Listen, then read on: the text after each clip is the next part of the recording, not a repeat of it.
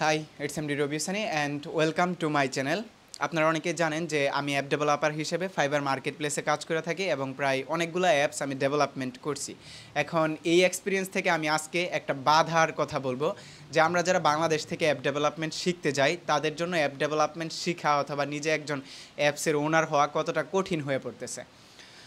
এখন আমি ইউএসের একজনকে একটা অ্যাপস বানাই দিছিলাম ফাইবারের ভিতরে, আর ওইটা নিয়ে একটা ভিডিও বানাইছিলাম যেটা আপনারা দেখছেন। এখন ইউএসএ থেকে একজন যখন আমাকে একটা অ্যাপ ডেভেলপমেন্টের কাজের জন্য অর্ডার করে, তখন সে খুব সহজে অর্ডারটাও করতে পারতেছে ফাইবারের ভিতরে, কারণ তার ভিসা কার্ড থাকে বা পেপাল থাকে, এবং সে একটা অ্যাপস বানায়ও নিয়ে যাইতে পারতেছে। এবং অ্যাপস বানানোর জন্য যতগুলা ডকুমেন্ট লাগে বা যতগুলা বাধা অতিক্রম করতে হয়, ওইটা তার জন্য একটা তুরির ব্যাপার। কিন্তু বাংলাদেশ থেকে যখন একজন অ্যাপ ডেভেলপমেন্ট করতে যায় তখন সে কতগুলো বাধার অতিক্রম করতে হয়। ওই বাধাগুলো হলো, যেরকম তার একটা নিজস্ব প্লে কনসোল অ্যাকাউন্ট খোলার জন্য একটা ভিসা কার্ডের প্রয়োজন হয়। এখন সিম্পলি আপনি যখন একটা অ্যাপ ডেভেলপমেন্ট করতে যাবেন আপনার অনেকগুলো আইডিয়া থাকতে হবে, পাশাপাশি দেখা গেছে আপনার অ্যাকশনগুলো খুব দ্রুত নিতে হবে। ধরেন আপনি একটা আইডিয়া জেনারেট করলেন যে আপনি একটা গেম বানাবেন, কিন্তু এই গেমটা বানানোর জন্য আপনি দেখা গেছে 1 বছর 2 বছর টাইম অতিক্রম করে ফেললেন, কিন্তু এখনও আপনি ওই গেমটা ডেভেলপমেন্ট করাইতে পারেন নাই বা বানাইতে পারেন নাই। আবার ধরেন সাধারণ হিসাবে যদি আমরা এটার সাথে কানেক্ট করতে পারবো যে আমি একটা ইউটিউবার হব, তো ইউটিউবে আমার ফার্স্ট ভিডিওটা আপলোড দেওয়ার জন্যই আমি 1 বছর 2 বছর এরকম চিন্তা করে ফেলছি, বা মাসের পরে মাস চলে যাইতেছে, এখনও আমি ইউটিউবের ভিতরে ভিডিওই আপলোড দিতে পারি নাই। তো সেক্ষেত্রে কিন্তু আমি আর ইউটিউবারও হইতে পারলাম না, বা দেখা গেছে যে কাজটা নিয়ে আমি শুরু করব ওই কাজটাই শুরু করতে পারলাম না। তো কাজগুলা খুব দ্রুত শুরু করার জন্য আমাদের অ্যাকশন নেওয়া প্রয়োজন, অর্থাৎ ইউটিউব চ্যানেল দ্রুত খোলা প্রয়োজন, ইউটিউবের ভিতরে ভিডিও আপলোড দেওয়া প্রয়োজন। তো এই যে জিনিসগুলো আছে, এই জিনিসগুলো বাংলাদেশ থেকে একদমই হয়ে ওঠে না। এর কারণ হলো কয়েকটা বাধার আমরা সম্মুখীন হই।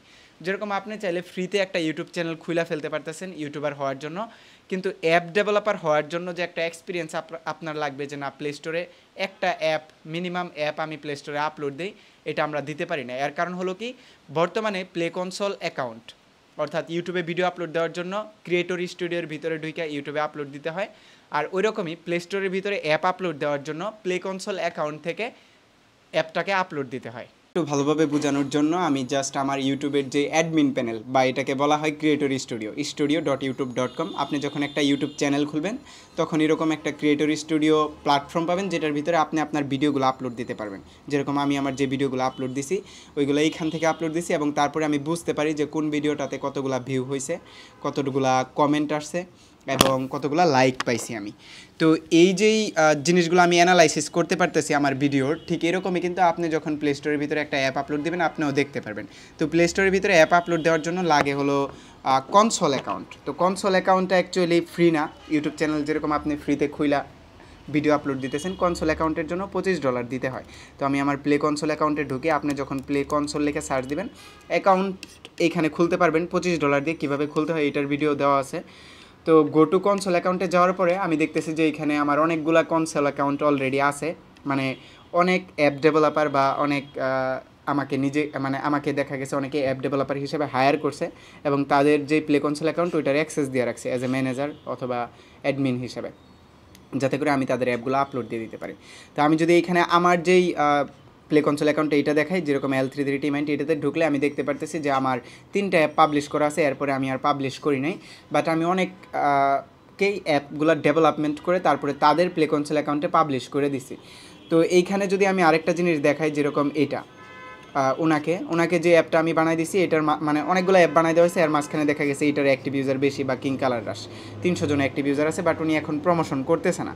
তো এই যেই প্লে কনসোল অ্যাকাউন্ট আছে, এটা তো আপনারা $25 দিয়ে খুলতে পারতেন ইজিলি 6 মাস আগে, বাট বর্তমানে $25 দিয়ে অ্যাকাউন্টটা খোলার পরেও যেই ভিসা কার্ডটা ইউজ করে অ্যাকাউন্টটা খোলা হইতেছে, ওই ভিসা কার্ডের সাথে নেম এবং অ্যাড্রেস মিল রেখা এনআইডি কার্ডও আপলোড দিতে হয়, যার কারণে কিন্তু জিনিসটা বাংলাদেশের জন্য কঠিন হয়ে যেতেছে।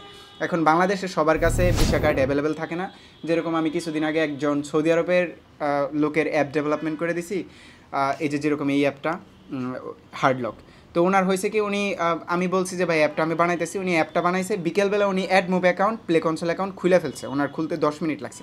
কিন্তু বাংলাদেশি একজন মানুষ যখন একটা স্বপ্ন দেখে যায় একটা ভিপিএন অ্যাপ বানাবে বা প্লে কনসোল অ্যাকাউন্ট বানাবে, তখন কিন্তু তার হয় কি যে সে সাফার করে, লাইক প্রথমে তো তার কাছে এনআইডি কার্ড থাকে না, আর যদি থাকেও তাহলে এনআইডি কার্ড নিয়ে যাইতে হয় পাসপোর্ট করার জন্য। পাসপোর্ট করতে 7-8 হাজার টাকা লাগে।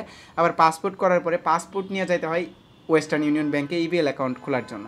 এবং ইবিএল অ্যাকাউন্ট খোলার পরে সে আবার ওই ভিসা কার্ডটা যখন হাতে পায় ওইটার ভিতরে ডলার ইনভেস্টমেন্ট করে তারপরে সে এই কনসোল অ্যাকাউন্টটা খুলতে পারে। এতদিনে তার স্বপ্নটাই মরে যায়, যার কারণে বাংলাদেশ থেকে এক প্রকার অ্যাপ ডেভেলপমেন্ট করাটা কঠিন হয়ে যাইতেছে। তবে যাদের কাছে অলরেডি প্লে কনসোল অ্যাকাউন্ট আছে তারা তো লাকি।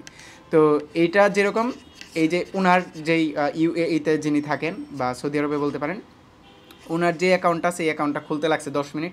আমার অ্যাপটা বানাইতে যদিও টাইম লাগছে, অ্যাপটা বানানোর পরে ওনার অ্যাপটাকে আমি আপলোড করে দিয়েছি, এখন এটা ইন রিভিউ আছে। এখন এটা যখন প্লে স্টোরে যাবে, ভিপিএন অ্যাপ প্লে স্টোরে যাওয়ার পরে উনি চাইলে এটাকে প্রমোশন করে অ্যাডমুভের অ্যাডসের মাধ্যমে আর্নিংটা জেনারেট করতে পারতেছে। বাট এই যেই স্বপ্নগুলো বাংলাদেশি যারা দেখতেছে তাদের জন্য জিনিসগুলো আস্তে আস্তে কঠিন হয়ে যাইতেছে। তো প্লে কনসোলের ভিতরে একটা অ্যাপ যখন আপনি আপলোড দিবেন, সাধারণভাবে ইউটিউবের ভিতরে একটা ভিডিও আপলোড দেওয়ার টাইমে যেরকম বলে যে টাইটেল দাও, ডিসক্রিপশন দাও এবং তোমার ভিডিওটা দাও, MP4 ফরম্যাটে থাকলে তোমার ভিডিওটা এখানে আপলোড করে দাও।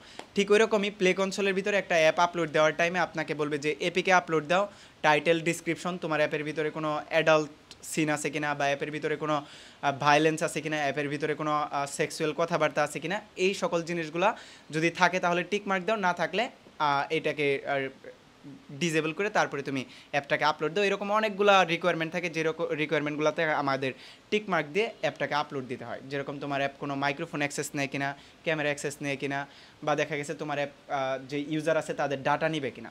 তো এরকম অনেকগুলো শর্ত আছে মাইনা আমাদের একটা অ্যাপ প্লে স্টোরের ভিতরে আপলোড দিতে হয় বা প্লে কনসোলে আপলোড দিতে হয়।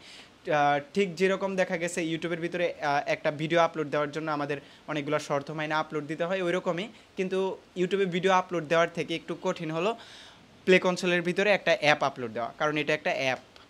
একটা অ্যাপ যদি আপনার অনেক বেশি ডাউনলোড হয় তাহলে এটা একটা বিজনেসে পরিণত হয়, আর একটা ভিডিও যদি অনেক বেশি ভিউ হয় ওইটা থেকে বিজনেস বলতে অল্প কিছু মানি জেনারেট করা যায় বা ডলার আমরা আর্নিং করে থাকি। তো অ্যাপস আর ভিডিওটা অনেক ক্ষেত্রে মিল, আবার অনেক ক্ষেত্রে অ্যাপস অ্যাডভান্স, অনেক ক্ষেত্রে বলতে একদম স্বাভাবিকভাবেই অ্যাপস অ্যাডভান্স। তো আমার যেটা মূল প্রসঙ্গ এটা হলো যে আমি দেখছি যে একজন আরব আমিরাত থেকে বা সৌদি আরব থেকে বা দুবাই থেকে কেউ একজন যদি আমাকে এসে বলে যে সানি ভাই একটা গেম আমি বানাবো, সেক্ষেত্রে তার অ্যাকশন নিতে দেরি হয় না।